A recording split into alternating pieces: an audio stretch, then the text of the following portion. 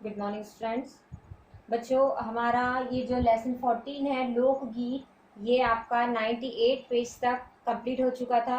अब मैं आज आप लोगों को 99 पेज नंबर से स्टार्ट कर रही हूँ, समझा रही हूँ। यहाँ से आप लोग देखते जाएंगे। भोजपुरी में करीब 30-40 वर्षों से विदेशिया का प्रचार हुआ है। गाने वालों के अनेक समूह इन्हें गाते हुए देहात में फिरते हैं। मतलब एक जगह से दूसरी जगह पर इनकी टीम जो है वो जाती रहती है गाने के लिए। उधर के जिलों में विशेषकर बिहार में विदेशिया से बढ़कर दूसरे गाने लोकप्रिय नहीं है। मतलब अधिकतर वही गाने वहां पर गाए जाते, सुने जाते, तो वही लोकप्रिय जाने वाले हैं। इन गीतों में अधिकतर रसिक प्रियों और प्रियाओं की बात रहती है, परदेसी प्रेमी की, और इनसे करुणा और विरह का रस बरसता है। स्नेह प्यार इनके गाने होते हैं। प्रेम करने वाले बाहर रहते हैं तो उनके वियोग, उनसे दूरी के ये गाने उसमें गाते हैं। जंगल की जातियों आदि के भी दल गीत होते हैं। दल गीत मतलब जो जंगल के जाति इंटीरियर वाले जो लोग रहते हैं, उनके दलों के जो गाने रहते हैं, वो लोग जो गाते हैं वो गाने भी इसमें शामिल रहते हैं, जो अधिकतर विरह आदि में गाए जाते हैं। विरह मतलब किसी से बिछड़ने के बाद जो दुख उत्पन्न होता है उसको अपने शब्दों में गाने के तरीके से बताना। पुरुष एक और स्त्रियां दूसरी ओर एक दूसरे के जवाब के रूप में दल बांधकर गाते हैं। आपस में उनका अलग अलग, स्त्री और पुरुष अलग अलग गाने गाते हैं और दिशाएं गुंजा देते हैं, मतलब तेज आवाज में गाते हैं। पर इधर कुछ काल से इस प्रकार के दली गायन का हास हुआ है, यानी कमी आई है, नुकसान हुआ है, खत्म होते जा रहे हैं। ये जो गाने धीरे धीरे कम होते जा रहे हैं। एक दूसरे प्रकार के बड़े लोकप्रिय गाने आल्हा के हैं। अधिकतर ये बुंदेलखंडी में गाए जाते हैं। आरंभ में इसका चंदेल राजाओं के राजकवि जगनिक से माना जाता है। मतलब उस समय के जो चंदेल राजा थे, वहाँ के जो राज कवि होते थे जगनिक, वो ये गाने मतलब बनाते थे, गाते थे, जिनसे आला उदल की वीरता का और अपने महाकाव्य में बखान किया। आला उदल वीर जो थे, देवी जी के भक्त जो थे, तो उनका बखान इसके गानों में मिलता है। पर निश्चय ही उसके छंद को लेकर जन बोली में उसके विषय को दूसरे देहाती कवियों ने भी समय समय पर अपने गीतों में उतारा। कुछ मतलब दूसरे गानों में भी उन गानों की लय ताले शामिल हुए और ये गीत हमारे गांव में आज भी बहुत प्रेम से गाए जाते हैं। इन्हें गाने वाले गांव गांव ढोलक लिए गाते फिरते हैं। इसी की सीमा पर उन गीतों का भी स्थान है जिन्हें नट रस्सियों पर खेल करते हुए गाते हैं। आपने देखा होगा कि टीवी में कि वो झूला झूलते हैं, ऊपर रस्सी बंधी रहती है, एक जगह से मतलब बीच में रस्सी बंधी रहती है, इस तरफ और इस तरफ स्टैंड रहता है और उस पर व्यक्ति चलता है और फिर ये गाने गाए जाते हैं। अधिकतर ये गद्य पद्यात्मक होते हैं और उनकी अपने गद्य पद्यात्मक मतलब एक गद्यांश होता है और एक पद्य होता है, तो मतलब उसी को लेके वो गाने गाते हैं। मतलब कविताएं भी शामिल होती है उसमें और गद्य भी, या जो गद्यांश है वो भी शामिल होते हैं, लेकिन उसको गाते हैं वो लय में। अनंत संख्या अपने देश में स्त्रियों की गीतों की, अनंत संख्या मतलब बहुत ज्यादा संख्या या जिसका कोई अंत नहीं है, इतनी संख्या केवल स्त्रियों के द्वारा गाए हुए गानों की है। तो ये गीत और भी लोकप्रिय हो ही है, पर अधिकतर इन्हें औरतें ही गाती हैं। इनके सृजती भी अधिकतर वही हैं, सृजती मतलब उनको बनाती भी वही हैं।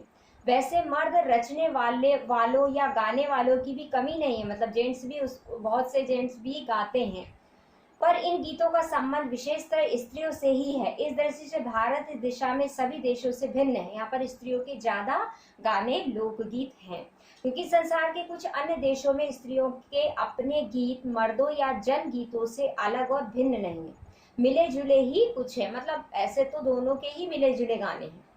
त्योहारों पर नदियों में नहाते समय के, नहाने जाते हुए राह के, विवाह के, मटकोड़ के, ज्योनार के, संबंधियों के लिए प्रेम युक्त गाली के, जन्म आदि के सभी अवसरों पर अलग अलग गीत हैं जो स्त्रियां गाती हैं। मतलब ये सब ऐसा नहीं है उनको कि वो घर पे काम करते हुए गीत नहीं गाती है, उनको कुछ विशेष स्थान चाहिए होता है, विशेष साधना की जरूरत होती है, या कहीं बैठ के और प्रॉपर प्लेस चाहिए होता है, मंच चाहिए होता है, ऐसा नहीं है। वो कहीं भी यदि जा रही है तो उसको गीत के रूप में बना के वो अपनी बात बता देती है कि हम यहाँ पर जा रहे हैं, ऐसा करने जा रहे हैं, बच्चे का जन्म होता है तो बच्चे से रिलेटेड उसके आशीर्वाद, ये सब चीजें वो गीत के द्वारा बताते हैं।